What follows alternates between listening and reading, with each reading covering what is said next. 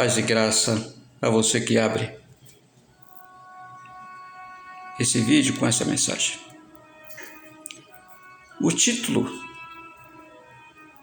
é o seguinte: a cumplicidade e a conivência e suas consequências. Nós vemos, até praticamos, sem a devida vigilância, como desobediência a Deus, e aí sempre traz um preço a pagar. Você vê aí no início da capa, essa é a imagem de Adão e Eva, no dia que Adão recebeu o fruto proibido também a participar e comê-lo junto com Eva. A Bíblia não diz que era uma maçã, mas veja que por trás de coisas proibidas por Deus a praticarmos, sempre por trás disso, o diabo está. Sempre a oferta é irrecusável, parece bonita, apetitoso, como existe no mundo aí um ditado que dizem que tudo que é proibido é mais gostoso. E aqui a gente vai tentar passar para você o que aconteceu, a história de Adão e Eva. Foi aí que começou a chamada concupiscência. Eles até aí não tinham a concupiscência, mas depois que caíram em transgressão, em desobediência, essa concupiscência começou a habitar no coração deles e passou para os filhos, e aí, até os dias de hoje, toda pessoa possui a concupiscência em seu coração. Gênesis capítulo 2, verso 16 e 17, aqui diz o seguinte: e ordenou o Senhor Deus ao homem, dizendo: de toda árvore do jardim comerás livremente, mas da árvore do conhecimento do bem e do mal, dela não comerás, porque o dia em que dela comeres, certamente morrerás. Muitos perguntam, por que Adão e Eva desobedeceram a Deus e não morreram?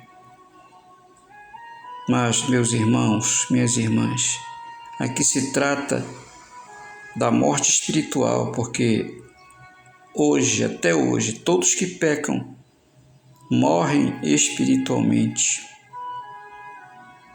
Por isso que Jesus disse: e aquele que vive está morto, mas se crer em mim, ainda que esteja morto, viverá.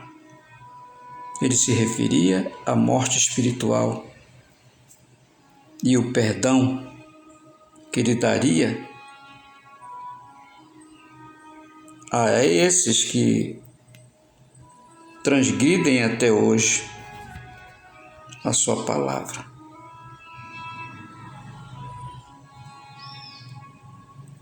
Mas nós temos que ter cuidado de não ser coniventes, nem cúmplices dos pecados alheios, seja quem seja. Pode ser uma filha, um filho, pode ser o marido, a esposa.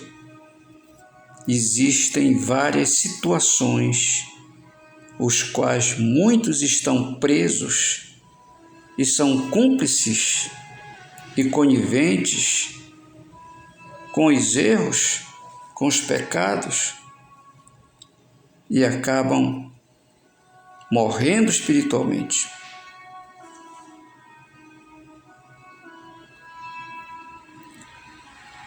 No livro de Romanos, no capítulo 1, no verso 32, a gente encontra a seguinte citação: os quais, conhecendo o juízo de Deus, que são dignos de morte, os que tais coisas praticam, não somente os que fazem, mas também os que consentem aos que fazem. Aqui é claro em dizer que tanto os que fazem como os que indiretamente ajudam na conivência também são dignos de morte e também estão dentro dessa situação. Nós vemos os casais que consentem um com o outro dentro de quatro paredes em praticar tudo, e um é cúmplice do outro, porque aceita as práticas pecaminosas e acha que nunca Deus vai ver ou está vendo essa questão. Às vezes é um filho, uma filha que está no erro, e alguém já disse para mim: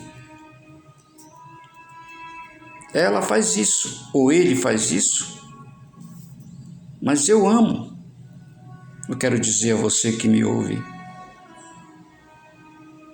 Jesus nos ama, mas Ele também é amor, mas é justiça. Nós como pais, nós como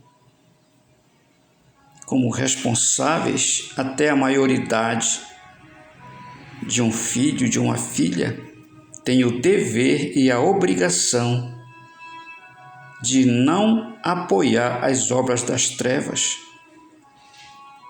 Caso contrário, nós seremos cúmplices e coniventes com os erros dos outros. E a Bíblia é clara em falar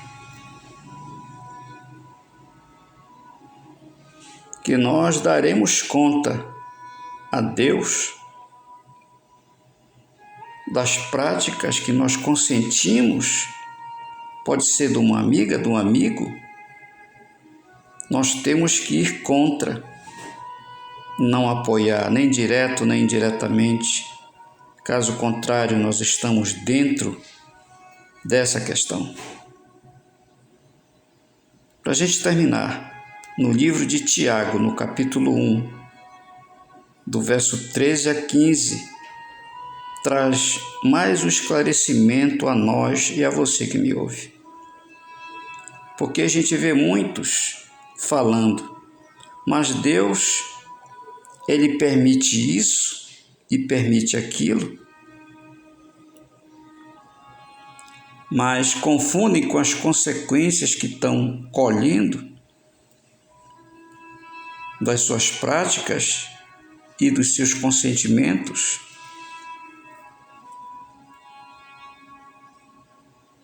Tipo, vamos fazer isso, Jesus não está vendo, depois a gente pede perdão. eu quero dizer a você que Deus ouviu o que você falou. São práticas sujas que contaminam o leito. São muitas as coisas. Isso aqui é de maneira geral. Então o homem ele tem uma coisa chamada concupiscência. E eu quero aqui esclarecer a você dentro da Bíblia como é que acontece. Tiago, capítulo 1, no verso 13 a 15, está escrito: ninguém, sendo tentado, diga, de Deus sou tentado, porque Deus não pode ser tentado pelo mal. E aí ninguém tenta. Essa história, essa heresia de que as pessoas falam, Deus está me tentando, Deus está me provando, mas não vê que é uma consequência de um pecado, e se não estiver fazendo, está sendo cúmplice daquele pecador, de um filho, de uma filha, porque acha que ama, e as coisas vão acontecendo. Mas Deus não tenta, e dele ninguém é tentado.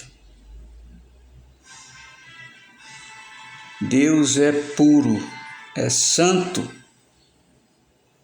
e não aceita esse tipo de afirmação que muitos pregam e esses ensinamentos estão cheios por aí.